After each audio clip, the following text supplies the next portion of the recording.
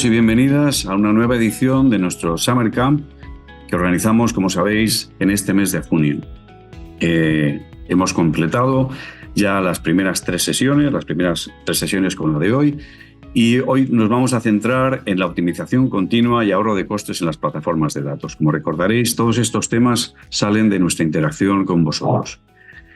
Este tema que vamos a tratar hoy lo vamos a realizar con la ayuda de nuestros compañeros del Departamento de Arquitectura.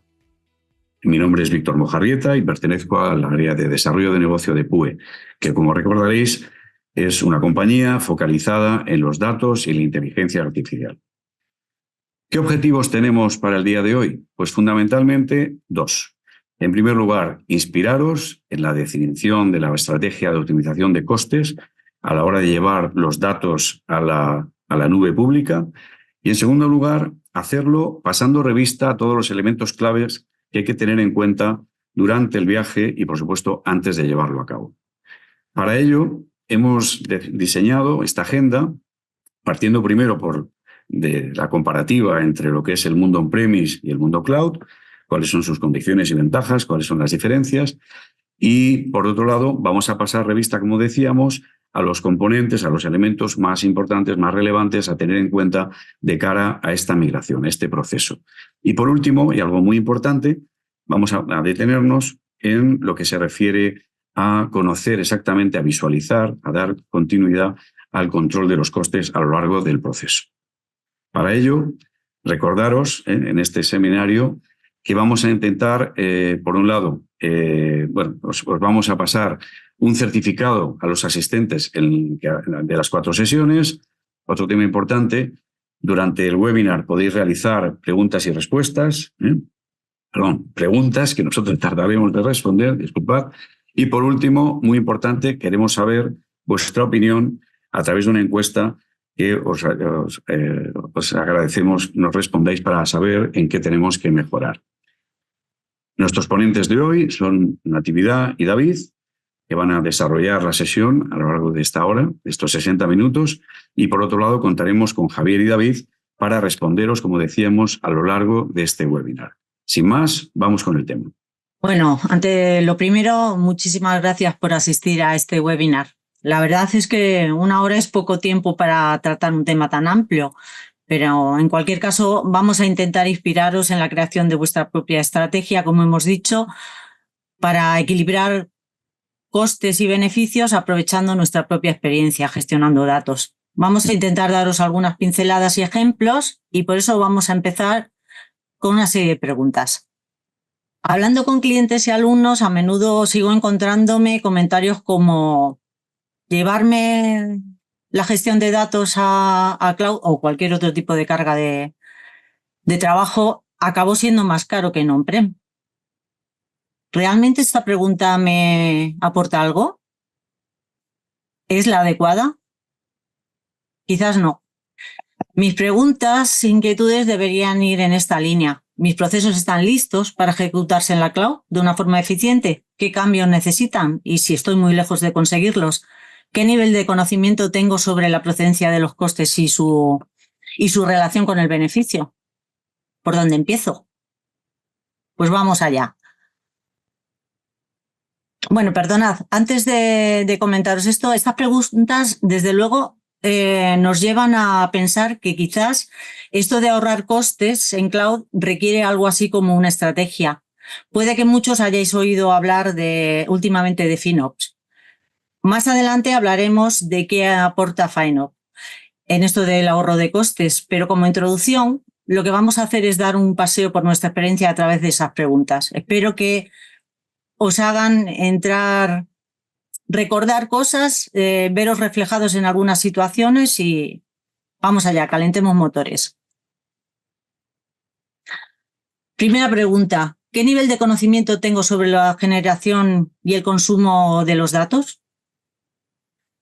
La verdad es que la madurez en la gobernanza operacional del dato contribuye en gran manera a la facilitación del ahorro de costes.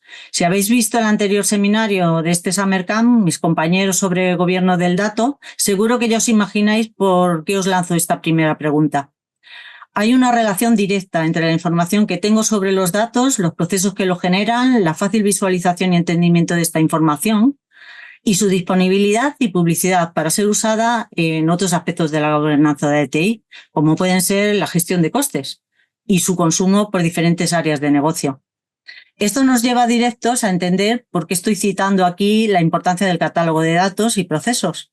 Por ejemplo, la labor conjunta entre el Data Steward y el Data Architect para establecer automatizaciones de etiquetado en los procesos junto con el linaje van a facilitar el gobierno del dato y la asignación de responsabilidad, que es un concepto clave en la gestión de costes.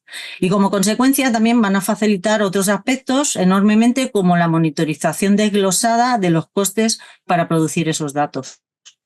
Os cuento un ejemplo para ilustrar por qué cito visibilidad y accesibilidad del catálogo hablando de costes. No ha sido ni una ni dos las veces que he encontrado procesos paralelos en un cliente que realmente ingestaban los mismos datos simplemente por desconocimiento de su existencia. Tablas con diferentes nombres que en el fondo apuntaban exactamente al mismo tipo de datos. Cuando hablamos de grandes cantidades de datos, estamos incurriendo en grandes duplicidades de costes o de pérdidas de oportunidad por desconocimiento. Relacionado con todo esto y dependiente de ello, vamos a tener la segunda pregunta. ¿Qué capacidad tengo de monitorizar el uso de la plataforma y los recursos? Tened en cuenta que monitorización de salud de plataforma, que es lo que habitualmente tenemos todos, realmente no nos lleva a una monitorización de costes efectiva que tenemos que mantener. Esta monitorización requiere de una serie de ajustes y desarrollos específicos que parten del uso de recursos aplicativos categorizable y asignable. Que estos costes, esta monitorización, sea lo más real time posible para poder producir alertas de desviación. Que estas métricas sean totalmente granulares o lo más granulares que podamos.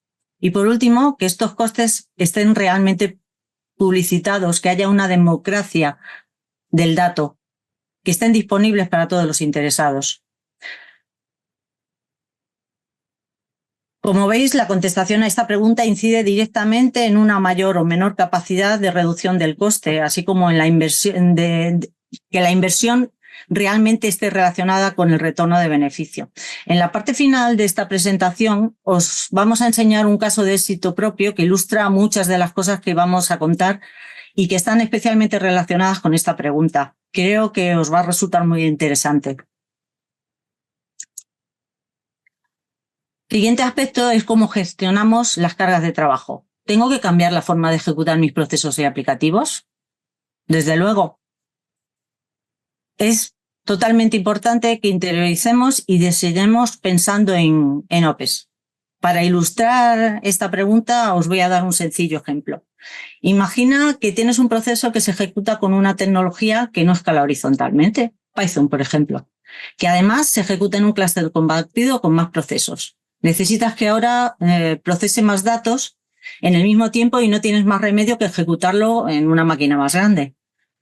Esta problemática en on-prem te puede obligar a hacer un desembolso puntual en una máquina nueva y quizás luego intentes optimizar esta inversión haciendo que se ejecuten en ella otras cargas en los momentos en que está ociosa del proceso principal que provocó el escalado vertical o apagarla si puedes para ahorrar algo de energía. Este enfoque es totalmente ineficiente en costes si quieres llevarte esta carga a cloud. Y aunque parezca que no, ¿cuántas veces se sigue volviendo a ese mindset tan arraigado? Si sigues pensando en modo CAPEX, lógicamente te va a salir más caro en cloud. Un enfoque moderno nos llevaría a buscar una tecnología para ese proceso que pueda escalar y desescalar horizontalmente y automáticamente, es decir, que sea tolerante al fallo, por tanto, a perder instancias baratas en determinados momentos sin poner en peligro el proceso. Y finalmente, susceptible de que ciertos recursos que ya no necesita sean apagados totalmente una vez terminado. Esto es diseñar pensando en OPEX. Y hay muchas tecnologías que ofrecen este tipo de funcionalidad. Por ejemplo, Spark, con un gestor de recursos, que puede ser Yarn, Kubernetes, hay diferentes opciones.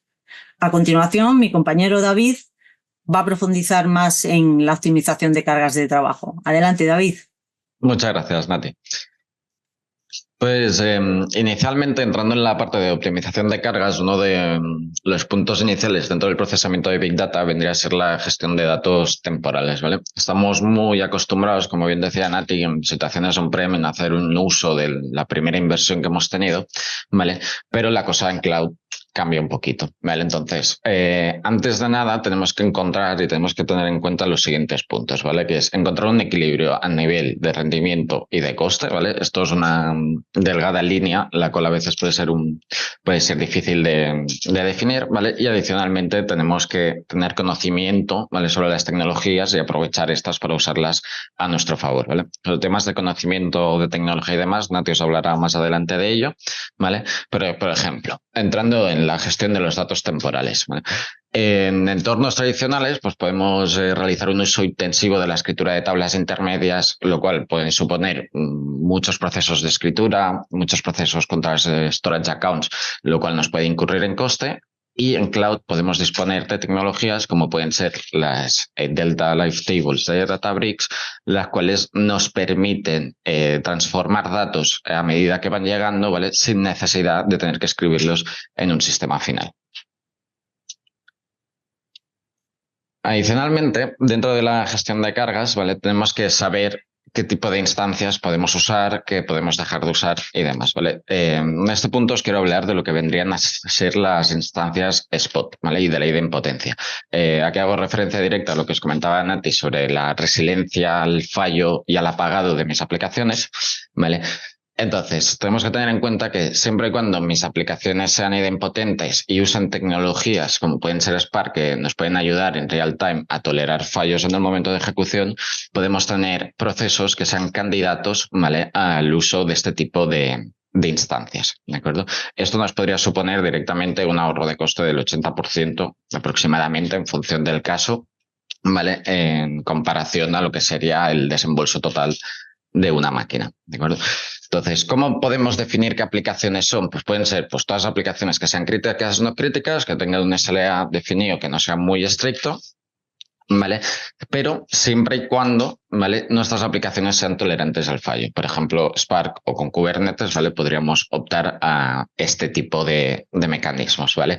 Y por ende, con estos tipos de tecnología, ¿vale? Pues podemos hablar del escalado automático y de la gestión de picos de carga. Nosotros tenemos una tecnología la cual nos permite realizar escalados tanto a nivel horizontal hacia arriba como hacia abajo, es decir, más máquinas, menos máquinas, ¿vale? Siempre podemos gestionar, ¿vale? El uso a nivel de cómputo que estamos realizando, por lo cual, en caso de una mayor necesidad, podremos disponer de más recursos o, igual de importante, en caso de menor necesidad, podremos hacer un escalado hacia abajo a nivel de cómputo. También aquí comentar una cosa que estamos muy acostumbrados al desembolso inicial, ¿vale? Y dentro del cloud, a mí me gusta mucho el concepto de clústeres efímeros, es decir, el concepto de tener tareas específicas que vayan relacionadas directamente con un clúster, que simplemente se levante, se haga lo que se tenga que hacer, se almacena el resultado donde se tenga que almacenar, ¿vale? Y se apaga al acto, ¿vale? Esto nos va a permitir una gestión del coste únicamente en el momento de ejecución, ¿de acuerdo? Y luego, como decía Nati, pues el tema de clústeres compartidos o recursos de cómputo, ¿vale? Hay una diferencia en cuanto tenemos que usar este tipo de elementos, ¿vale? Y tenemos que desarrollar un análisis propio, ¿vale? Dentro de cada caso de uso para saber en qué punto podemos usar este tipo de tecnologías, ¿vale? Aquí estáis viendo un diagrama, esto es un caso específico de un cliente, no es un estándar para nada, ¿vale? Pero bajo mi experiencia esto es lo que tuvimos que decidir en un cliente en función de si las aplicaciones eran escalables, no eran escalables y de ahí tomar las decisiones de cuándo hay que usar clústeres compartidos y cuándo hay que usar recursos individualizados. Y adicionalmente, hablando de todo el tema de optimización a nivel de aplicaciones, ¿vale? Podríamos tener dos variables a nivel tecnológico, ¿vale? O sea, es súper importante siempre tener conocimiento de la tecnología y estar al día, ¿vale? Y podríamos hablar de optimizadores y de aceleradores, ¿vale? Hablando de optimizadores, hablaremos de Intel Granulate, lo cual es un agente que nosotros instalamos dentro de nuestras aplicaciones que en el momento, en real time, ¿vale? Va a analizar todos los patrones a nivel de CPU, a nivel de red, a nivel de tráfico del dato, ¿vale? Y automáticamente va a optimizar a nivel de sistema operativo para reducir tiempos, para mejorar carga, optimizar carga, ¿vale? Y de tal forma incurrir directamente en una reducción del coste. Y por otro lado tendríamos Photon, que vendría a ser un acelerador, ¿vale? Que Photon es el nuevo motor que usa Databricks en su caso, ¿vale? Lo cual nos puede suponer 80% mayor de ahorro, ¿vale? No en todos los casos, es importante saber cuándo podemos usar este tipo de herramientas porque, por norma general, este tipo de tecnologías tienen un licenciamiento algo más caro, ¿vale? Por lo cual es importante siempre analizar cuándo mis procesos van a aprovechar realmente este tipo de tecnologías. Esto requiere un análisis y nunca, ¿vale? Va a ser generalizado para todos, sino que requiere de analizar, probar y ver si realmente estamos dentro del marco para poder usar este tipo de tecnologías, ¿vale? Si no, sería contraproducente usarlas porque si mis aplicaciones no son capaces de aprovecharlas, nos va a incurrir en un mayor coste. Con esto, Nati, ya te doy paso a la parte de elección de tecnología y tipos de recursos. Vamos allá con otra pregunta. Esta vez, enlazando con la última slide de David, vamos a hablar de tecnología. ¿Realmente las tecnologías son las mismas? ¿Los recursos se usan de la misma manera? Desde luego que no. La realidad es que no deberíamos asumir esto. A menudo las tecnologías cloud tienen enfoques totalmente diferentes a las usadas en on-prem. El rol del arquitecto de Data Analyst tiene una importancia fundamental. Realmente el rol o la función, porque esto puede recaer y lógicamente a menudo recae en el conocimiento de un equipo. Es fundamental. De su conocimiento, de su creatividad y proactividad pueden depender el éxito o fracaso de nuestras estrategias para la eficiencia de costes. Sobre la comprensión de las tecnologías usadas, desarrollará más este punto a continuación David. Pero quiero destacaros algún aspecto más. Por ejemplo, cada día las empresas adoptan estrategias multicloud. Cada día lo hacen más, lo que conlleva evaluar las capacidades de los productos para compartir y federar el dato a través de plataformas. Por ejemplo, con socios o con clientes. Tener productos que tengan limitaciones en este sentido nos va a provocar ciertas limitaciones en cómo gestionamos nuestros costes también. Un ejemplo de tecnologías o servicios que nos pueden ayudar en este aspecto son, por ejemplo, Delta Sharing en Databricks o Big Lake en Google o Data Hub que visteis en el anterior, Starbucks que visteis en el anterior seminario. Es importante vigilar el espectro de opciones que tenemos en este sentido. Y otro tema que me gustaría destacar es la creatividad, la importancia de la creatividad. Gracias a una solución creativa y al conocimiento de la tecnología y las plataformas cloud, podemos conseguir a veces reducciones de costes muy interesantes. Un ejemplo propio, os cuento. Si os acordáis del primer seminario en el que se hablaba de MLOps, que es una iniciativa que estamos muchísimas empresas empezando a trabajar con ello y no hay una madurez todavía elevada de este proceso de MLOps, se presenta normalmente un tipo de problemática habitual. Cuando yo ya tengo un modelo sirviéndose en producción, necesito reentrenarlo. Para reentrenarlo, necesito tener datos productivos, ¿vale?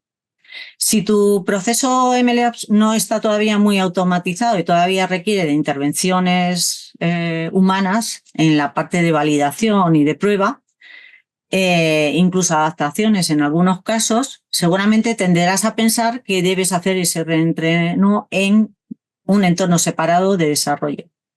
Y ahí te vas a encontrar con otra problemática, por tanto, la disponibilidad de los datos.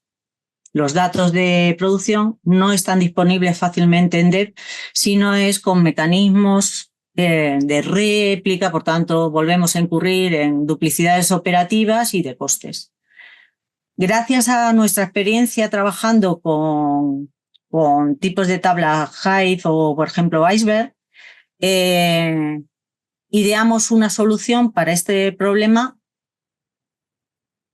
de tal manera que simplemente la solución era publicar el dato en un metastore productivo con permisos de acceso de escritura lógicos, que son los que se necesitaban en ese entorno productivo, y a su vez publicar esa metadata de las tablas en un entorno de desarrollo, pero solamente con permisos de lectura, acorde al uso que se iba a hacer desde el entorno de desarrollo.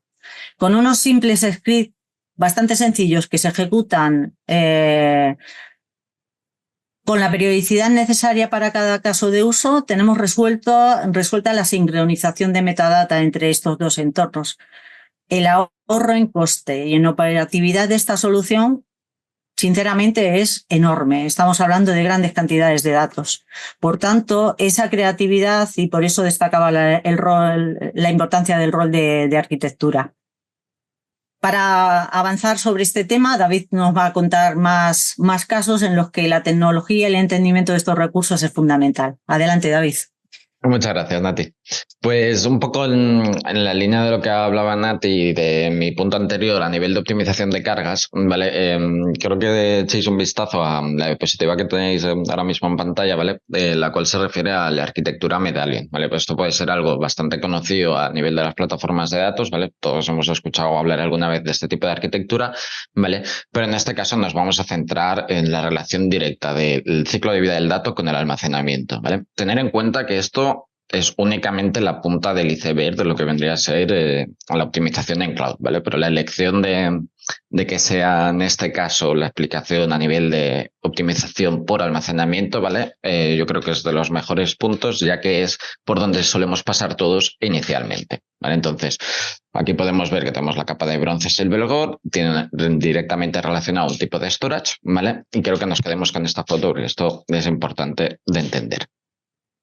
Entonces, cuando hablamos de la gestión de almacenamiento y de la elección de tecnologías, tenemos que considerar, ¿vale?, una serie de puntos, ¿vale? Y directamente relacionado con el almacenamiento del dato sería el siguiente, ¿vale? Nos tenemos que hacer estas preguntas, que son: ¿cada cuánto tengo que acceder al dato? ¿Cuánto tiempo necesito almacenar el dato? ¿Vale? Y si necesito que el acceso al dato sea rápido o no, ¿vale? Entonces, con esto tenemos que conocer los tipos de almacenamiento por Object Storage que tenemos a nivel de cloud, ¿de acuerdo? Podemos tener los niveles los podemos encapsular en 3 niveles, ¿vale? Cada cloud tiene luego sus variaciones, hay más de 3 niveles por tipo de cloud, ¿vale? Pero en líneas generales podríamos hablar de los niveles de almacenamiento en base al rendimiento, de bajo contacto y de archivado, ¿vale? A nivel de rendimiento sería pues ADLS de Azure, el nivel S3 de estándar. A nivel de bajo contacto pues podríamos hablar del nivel cool de Microsoft Azure, ¿vale? Y a nivel de archivado pues podríamos hablar de Coldline de Google Cloud, de Glacier de AWS o del estándar de Archive de propio Azure. Entonces, sabiendo esto, ¿vale? Tenemos que tener en cuenta lo siguiente.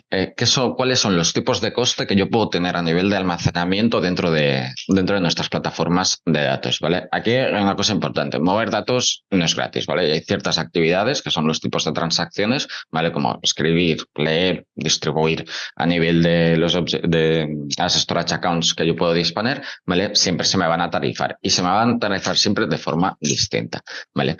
También esto implica para el espacio, ¿vale? A nivel de cada tipo de storage account que yo tenga, del tipo que sea, ¿vale? Va a tener una tarificación distinta, ¿vale? Tanto a nivel de espacio como de operativa. Y luego a raíz de esto, pues están el punto de evitar operativas innecesarias a nivel de cloud y las penalizaciones por early delete y adicionalmente los tiempos de recuperación del dato, tráfico, formatos y compresión. A nivel de los tipos de transacción, los podemos englobar en 3 clases, que vendrían a ser las operativas de clase A, las operativas de clase B y las operaciones gratuitas, ¿vale? Esto yo lo he englobado en este punto, es un ejemplo con Google Cloud, ¿vale? En Azure se llaman de una manera, en AWS se llaman de otra, pero en líneas generales se pueden encapsular en este estilo. Como podéis ver, a nivel de cada clase de almacenamiento, cada operativa tiene un coste totalmente distinto, ¿vale? Los niveles de alto rendimiento, pues me van a dar mayor operabilidad a nivel del storage, con menos coste, ¿vale? Pero me va a incurrir en un mayor coste a nivel de espacio, mientras que los niveles de archivado van a tener una tarificación menor a nivel de almacenamiento del dato, pero sin embargo van a tener un coste por operativa muy elevado. ¿Vale? Por lo cual hay que entender, ¿vale?, que aquí cambiamos por el concepto de almacenamiento tradicional por bloques, ¿vale?, al almacenamiento por objetos. Entonces tenemos que tener muy en cuenta el pago por transacción, ya que inicialmente podemos decir es muy barato el almacenamiento en cloud, pero si no controlo los tipos de transacción y cómo yo gestiono estos tipos de transacción a nivel de mis procesos, me puedo llevar una sorpresa a nivel del coste, ¿vale? Hay que tener en cuenta también que las operativas erróneas, ¿vale?, permission denied, ¿vale?, cualquier tipo de operativas erróneas, a mí se me va a tarificar. O sea, hay que tener mucho cuidado con las operativas de los procesos que atacan a nuestros storage accounts.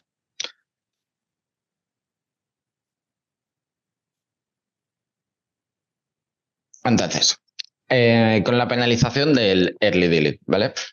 Como os decía antes, hay operativas de clase B, y en la slide anterior están las operativas gratuitas. Entonces, os estoy hablando de que todo se tarifica y demás, ¿vale? Entonces, ¿qué es lo que entra dentro de las operativas gratuitas? Vendrían a ser, por ejemplo, las operativas de tipo delete, ¿vale? En la mayoría de clouds, ¿vale?, las operativas de tipo delete son gratuitas, pero aquí hay un pero muy grande, ¿vale? Es que si no sabemos usar esta operativa, ¿vale?, de forma correcta, nos puede incurrir, ¿vale?, en una penalización que vendría a ser el Early Delete Operation, comúnmente por todos los clouds. Entonces, ¿qué son las Early Delete Operation? Pues son operativas de borrado elementos de las storage accounts que se realizan previamente antes de que el TTL, que el time to leave del dato acordado a esa storage account, ¿vale?, se cumpla. Es decir, cuando nosotros contratamos una storage account en Google Cloud o en Azure, nos comprometemos en función del tipo a un tiempo de vida mínimo del dato en ese objeto, ¿vale? Cualquier borrado o, importante, reescritura sobre los mismos ficheros, ¿vale?, nos van a incurrir en una penalización por early delete. Entonces, ¿cómo podemos evitar estas penalizaciones? ¿Vale? Pues hay que tener en cuenta el ciclo de vida del dato, ¿vale?, saber cada cuánto tiene que estar un dato, en qué etapa en nuestra plataforma, ¿vale?, y tener claro los mecanismos que tenemos para historificar y mover datos entre almacenamientos, ¿vale? Esto se vendría a ser conocido como el Object Lifecycle Management. Cada tecnología cloud, Google, AWS, Azure, ¿vale?, dispone de mecanismos propios, ¿vale?, para esta gestión del dato. Y con esto nos vamos a un ejemplo. Os voy a resumir el ejemplo, ¿vale? Entonces, aquí tenemos una situación que a mí se me ha dado varias veces ya en algún que otro cliente, ¿vale?, donde no se hace un buen uso, una buena elección de la tecnología, ¿vale?, y incurre directamente en una penalización por early delete y, por otro lado, en un coste que no era el esperado, ¿vale? Entonces, aquí, en líneas generales, lo que vamos a ver que son storage de Google Cloud de tipo call line. En tipo call line, la duración mínima del dato tiene que ser de 90 días y, en este caso, para 1000 gigas de datos se realizan 1000 operativas. Esto es una relación de 1 a 1, ¿vale? Aquí es importante comentar que, por norma general y por experiencia mía, ¿vale?, casi en ningún sitio hay ficheros de 1 giga. Normalmente suelen ser mucho menores, ¿vale?, por lo cual el número de operativas aumenta. Entonces, en este caso, se esperaba que por un almacenamiento, ¿vale?, de 60 días, ¿vale?, hubiera un coste de $14, ¿de acuerdo? Mientras que cuando al día 60 se hizo una operativa de borrado, ¿vale?, se aplicó una tasa de cancelación, una tasa de early delete, ¿vale?, y incurrió en un coste de 27, ¿vale? Pero aquí, adicionalmente, ¿vale?, esta penalización por early delete entró por una sobreescritura de los ficheros en una storage account, ¿vale?, con un TTL más elevado al momento de dicha escritura. Por lo cual se está tarificando, en este caso, por el almacenamiento del dato, la penalización del early delete y las operativas, ¿vale?, de clase A, que son de reescritura, lo cual una operativa de clase A me puede incurrir directamente una penalización por early delete, ¿vale? En este caso, por 1000 operativas, ¿vale?, serían $20 por operativa. Esto en un caso real, ¿vale?, yo en mi experiencia fue un ahorro de coste evitar este tipo de operativas de unos $4000, ¿vale?, en un día, ya que hacemos un uso intensivo, ¿vale?, de los procesos a nivel de storage accounts, y el cambiar este mecanismo y esta forma de hacer las cosas, ¿vale?, pues prácticamente incurrió en $4000 de ahorro de coste, ¿vale? Que en algún tipo de máquina, ¿vale?, podría ser el coste total de un día o una semana, incluso depende de las horas que esté encendido.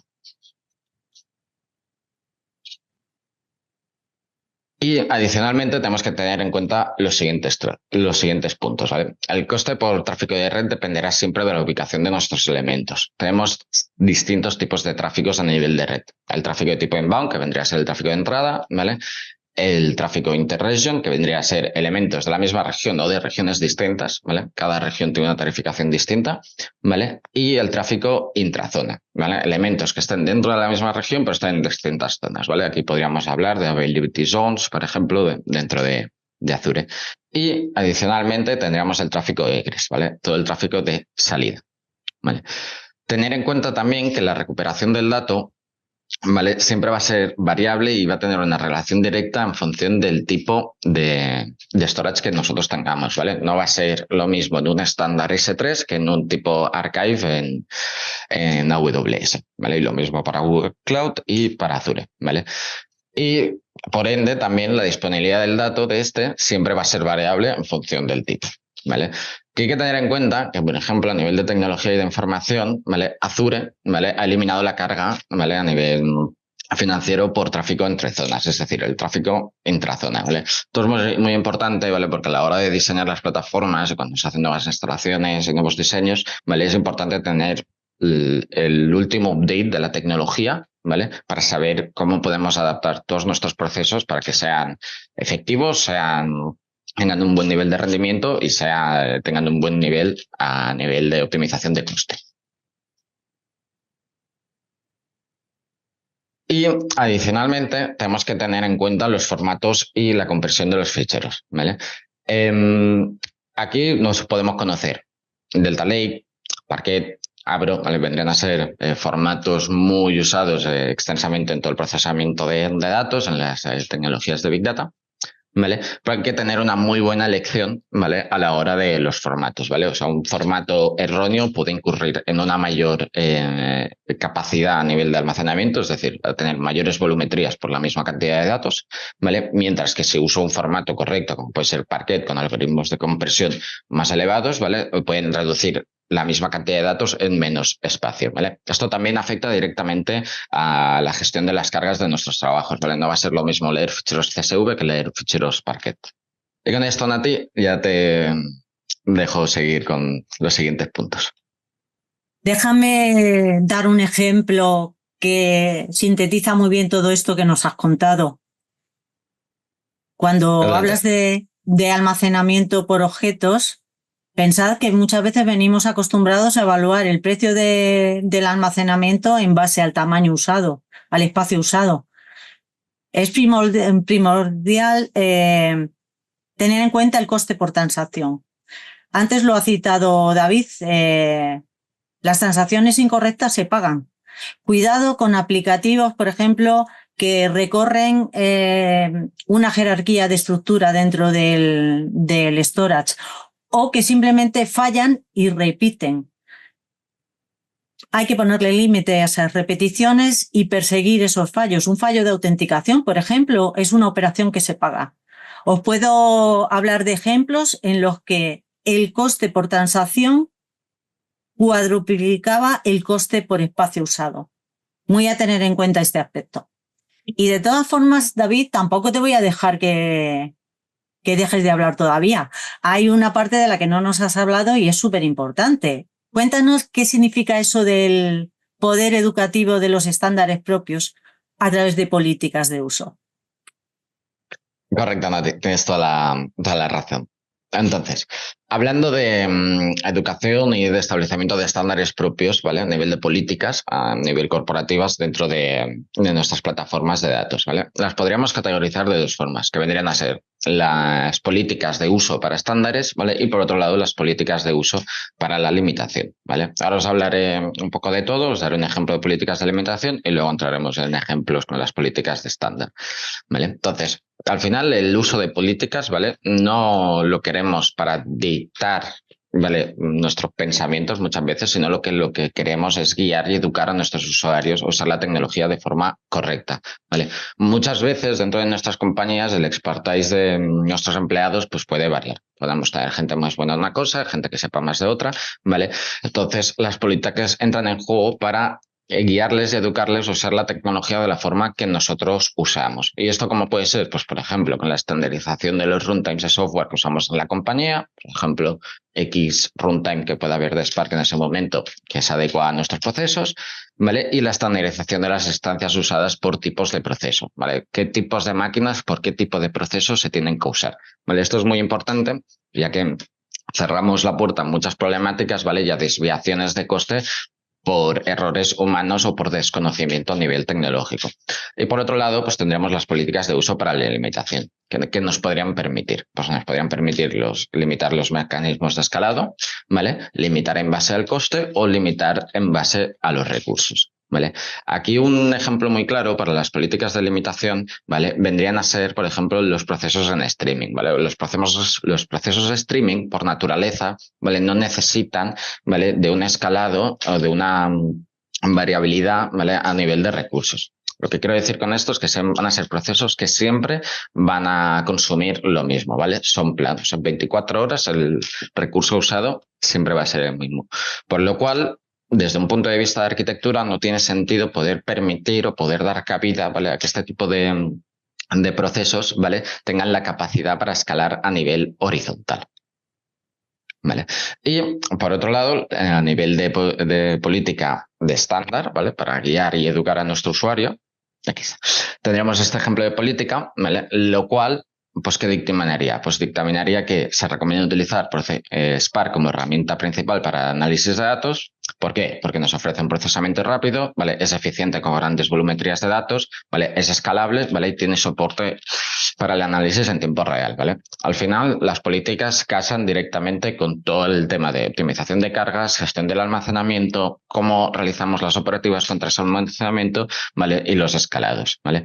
Pero hay que tener en cuenta que siempre van a haber excepciones. No todos los casos se van a poder encapsular dentro de una misma política. ¿Qué excepciones podríamos tener? Pues, por ejemplo, la necesidad de una librería de Python que no sea compatible con Spark, ¿vale? Si el proyecto en específico requiere de una librería específica que es incompatible con nuestra política, ¿vale? Pues se puede realizar una excepción para aprovechar las funcionalidades de dicha librería, ¿vale? Pero, sin embargo, esto siempre va a requerir de una evaluación y una aceptación por parte del equipo de arquitectura, ya que hay que considerar el impacto a nivel de rendimiento, de escalabilidad y de mantenibilidad del código, ¿vale? Todas las excepciones hay que tenerlas trazadas, tenemos que tener trazabilidad y conocimiento sobre estas, ¿vale? Para que no se queden procesos huérfanos y este tipo de operativas que comentaba Nati, de procesos paralelos que nos podemos encontrar dentro de nuestra organización. Podríamos tener adicionalmente los proyectos de menor envergadura.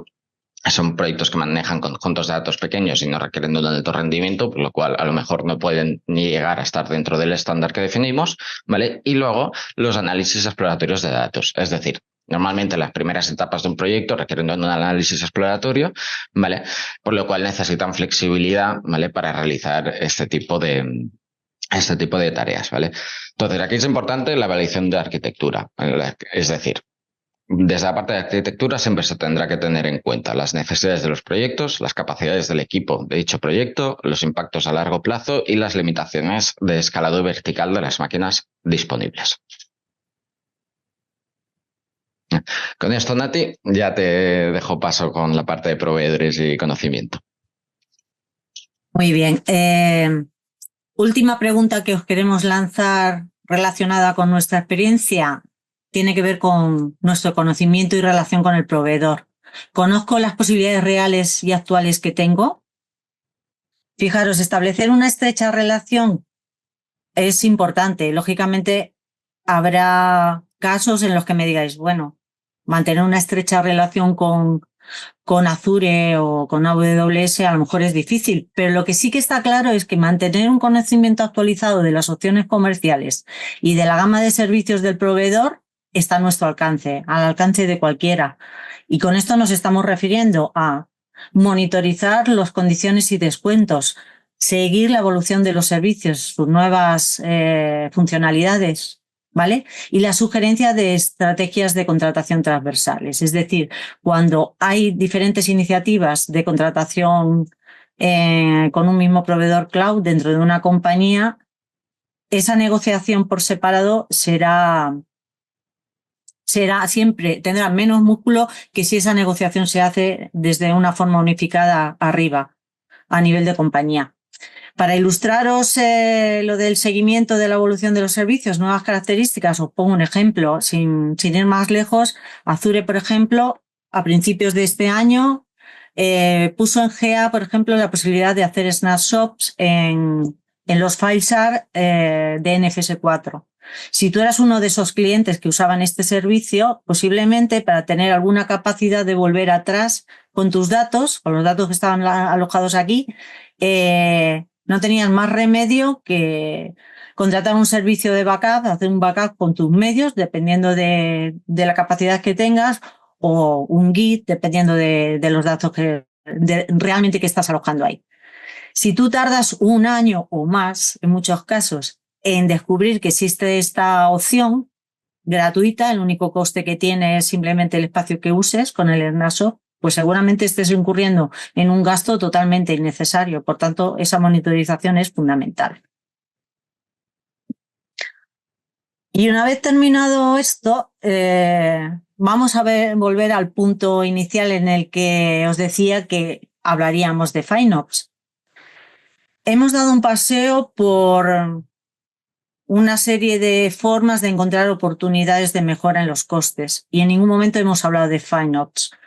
¿Por qué hablar de FinOps? ¿Qué nos aporta? Pues como tantas estrategias relacionadas con Ops, con operaciones, es de tipo cíclico y está dentro del espectro de la mejora continua, ¿vale? Operación, información, optimización y vuelta a producirse el ciclo. Por tanto, no se debe entender en ningún momento como una oleada de actividades en momentos de crisis enfocados al recorte. Se debería entender realmente como un cambio cultural. Para que entendáis esto del cambio cultural y qué aporta FinOps, os voy a poner el ejemplo de DevOps, que yo creo que nos va a ayudar bastante a entender. Si DevOps buscaba acabar con los muros entre equipos de desarrollo más focalizados en aspectos de funcionalidad y los equipos tecnológicos que se encargan de operación, que están más enfocados en salud, robustez, seguridad de la plataforma o de los aplicativos concretamente, y el hacerlos trabajar conjuntamente desde el inicio de un producto para garantizar una visión más holística desde sus comienzos, el resultado es que se obtengan aplicativos más robustos y eficientes desde el inicio. FinOps lo que nos provee es de su visión sobre la relación entre coste y beneficio.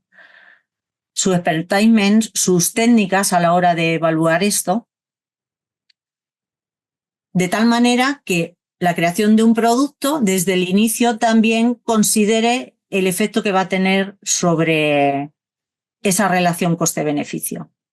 La consecuencia de la implantación de esta estrategia tendrá muy diferentes niveles de implantación dependiendo de tu tipo de organización. Lo importante va a ser que entiendas cuáles son los pilares y que los lleves a cabo en función de tus propias posibilidades, ¿vale? Creo que podríamos citarlos, pero en el fondo los hemos ido viendo en las preguntas anteriores, ¿vale? Hablamos de colaboración entre unidades de negocio, FinOps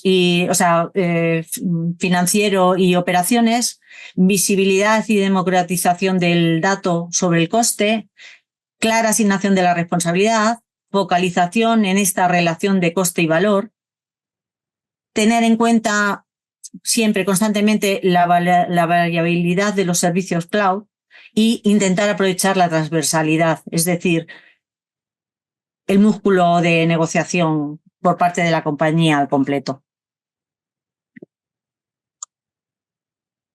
¿Por dónde empiezo?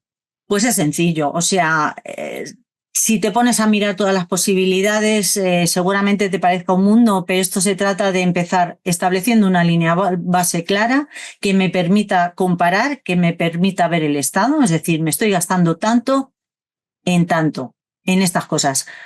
Dependiendo de la madurez, podré identificar más o menos oportunidades de ahorro.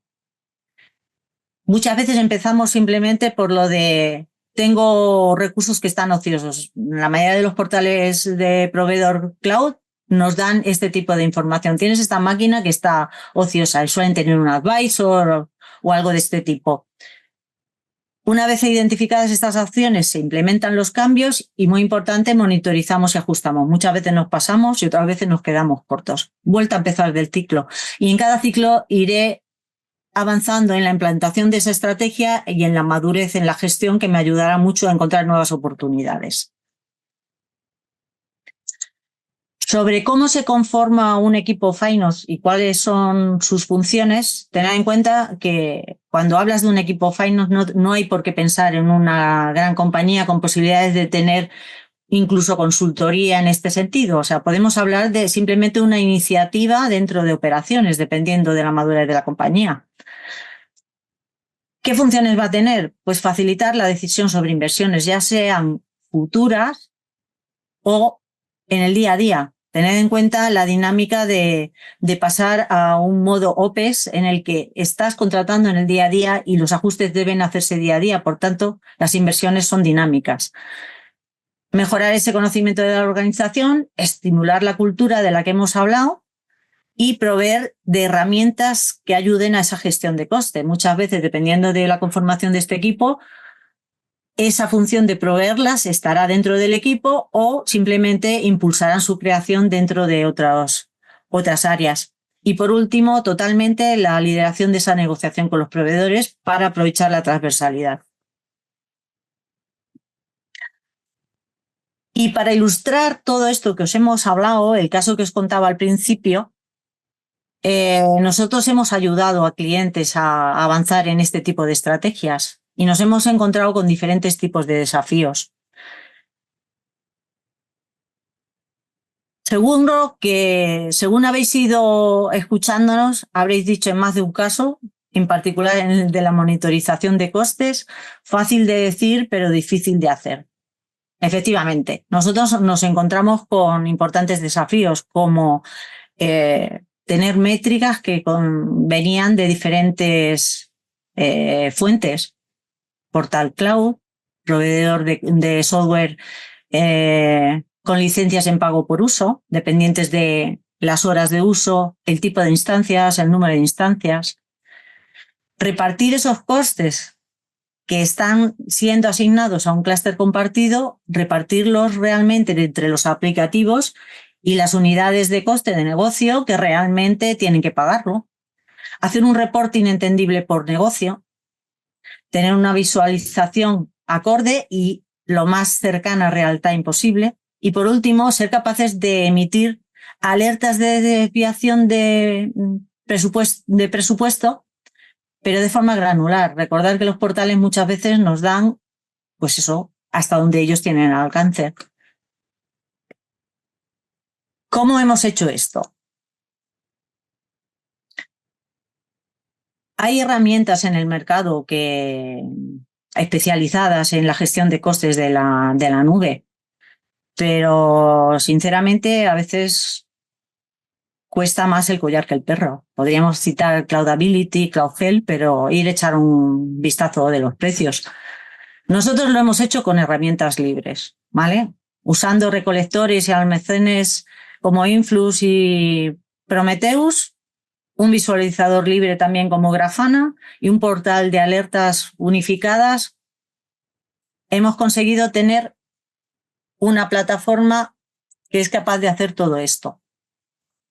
recoge métricas de un proveedor de software, Cloudera, de un proveedor de recursos en cloud, como Azure. Es capaz de recoger métricas especializadas de diferentes clústeres que dan distintos servicios, como Impala o clústeres de ejecución de cómputo como Spark, Kafka, diferentes, o Nifi, por ejemplo, diferentes tipos de métricas que nos ayudan a hacer ese reparto de costes y que visualizamos en un solo portal. De todas formas, tampoco hay por qué ser tan ambiciosos, ¿verdad, David? Hemos tenido casos en los que no hemos llegado a profundizar tanto, pero hemos seguido este modelo. Cuéntanos. Correcto, Nati. Al final esta herramienta, ¿vale? Un nivel de monitorización y de unificación de monitorización, que esto es muy importante, ¿vale? El nivel de detalle y el nivel del grano fino que queramos llegar, ¿vale? Pues va a depender directamente del tipo de inversión que nosotros vayamos a realizar a nivel de compañía, ¿vale? Para este tipo de herramientas, ¿vale? No hace falta llegar a este nivel de detalle que está mostrando Nati ahora mismo. Yo, por experiencia mía propia y de implementación de esta herramienta de otros clientes, ¿vale? Pues hemos podido reducir la capacidad de esta herramienta y permitir que poco a poco vaya creciendo con la plataforma. Con lo cual no tenemos necesidad de llegar al grano fino hasta el último objeto que tenemos a nivel del cloud, pero sí que en ese caso nos da un portal unificado, nos da un portal en tiempo real y nos permite gestionar los costes, ¿vale? Con nuestras expectativas, ¿vale? Siempre y cuando acorde a la inversión y a lo que queremos. Os enseño algunos ejemplos que ilustran la herramienta. Bueno, la herramienta realmente no es una herramienta, es esta plataforma que montamos a medida del cliente. Por ejemplo, somos capaces de ofrecer dashboards públicos en función de las necesidades del interesado, ¿vale? Puesto que integramos incluso con el SSO del cliente para que haya diferentes niveles de acceso y de permisos. Somos capaces de presentar también en un dashboard tanto los datos de coste del proveedor cloud como del proveedor de software, y también estos a su vez granularizados, desglosados en diferentes tipos de aplicativo, por tanto transmisibles directamente a diferentes unidades de negocio. Un dashboard que me gusta enseñar para ilustraros aquello que decíamos de seguir pensando en on-premise con tecnologías no adaptadas. Por ejemplo, hemos preparado un dashboard específico para un cliente en el que presentamos el coste de una plataforma llevada a cloud sin ningún cambio como primera fase, ¿vale? Simplemente cambiamos máquinas hardware por máquinas virtuales. El coste es bastante mayor que cuando ya convertimos esa plataforma en una plataforma que utiliza tecnologías más pensadas para cloud. Es cloud native. Como veis, el coste es bastante diferente. Este tipo de herramientas nos ayudan a tomar este tipo de decisiones. Y por último, por ejemplo, el portal de alerta. Es interesantísimo que podamos emitir alertas por diferentes vías adaptadas al interesado, en mail o directamente visualizadas en este portal, que relacionan desviaciones de coste con desviaciones de salud o de performance de los productos y los procesos, de la tecnología, de la plataforma. Sinceramente, aporta el descubrimiento intuitivo de los problemas que provocan muchas veces estas desviaciones de coste. Y con esto, simplemente haceros un pelín de resumen en todo esto de la estrategia y de la aplicación de la optimización de costes en tu compañía. Se trata de trabajar en 3 pilares, en 3 grandes áreas. Mejorar tus herramientas, mejorar tu gestión en función de esas herramientas y fomentar la colaboración. No hay nada más caro que la ignorancia, por tanto, invierte en colaboración y difusión del conocimiento y evita la sorpresa. Y con esto doy paso a mi compañero Víctor. Muchas gracias. Pues gracias a los dos, Nati y David, por esta sesión que nos habéis planteado.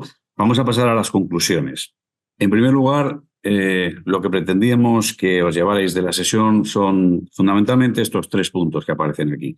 Por un lado, que el despliegue de plataformas de datos en cloud requiere pues, tener en cuenta las diferencias entre el mundo on-premise y las ventajas que ofrece el mundo cloud. En segundo lugar, como veréis o como habéis visto, hemos hablado de metodologías, de buenas prácticas, de funciones como la arquitectura o el gobierno del dato, que son claves para que esta migración tenga éxito. Y por último, es muy importante ser conscientes de que sí se pueden evitar sorpresas en la factura a través de poner los medios necesarios para un control continuo de nuestros gastos en la nube. Entonces, por nuestra parte, ¿en qué os podemos ayudar? Pues pensamos que en 3 facetas. La primera, en definir vuestra estrategia de migración y operación de la plataforma de datos en la nube. En segundo lugar, ayudaros a elegir aquella tecnología que se adecua más a vuestro caso concreto. Y por último, visualizar y controlar los costes de vuestra plataforma de datos en la nube a través de pues, el último caso que os hemos mostrado, donde se veía con claridad en qué medida podríamos elevar la granularidad y el detalle para garantizar un óptimo control de los costes. Bueno, pues por nuestra parte, muchísimas gracias por vuestra participación. Esperamos que os haya gustado. Recordaros que participéis en la encuesta. Muchísimas gracias y buena semana a todos.